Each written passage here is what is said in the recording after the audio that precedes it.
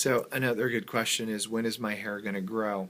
Transplanted hairs grow in a naturally long phases, but once you transplant them, they can go into a telogen phase or a shock phase for about 90 days.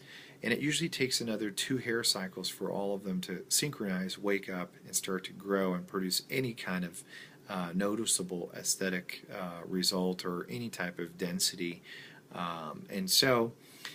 It really depends on one's own ability to develop their blood supply in those areas.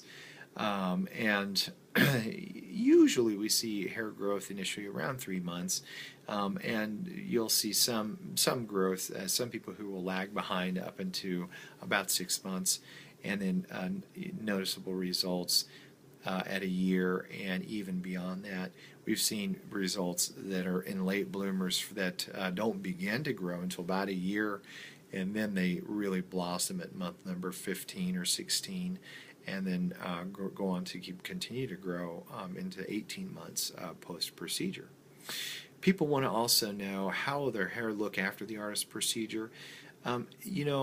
Immediately after the procedure, there's a healing process that's involved. We ask that you don't do any type of isometric exercises, including weightlifting or any type of cardiac that would increase your blood pressure or your heart rate. That can sometimes potentiate bleeding or cause one of the recipient sites to ooze a little bit too much, and you can pop a graft out, and that's not a great idea. So at about a week, usually about 6 days, most of the scabs are gone. And that's just certainly when you're using the kits, the postoperative recovery kits.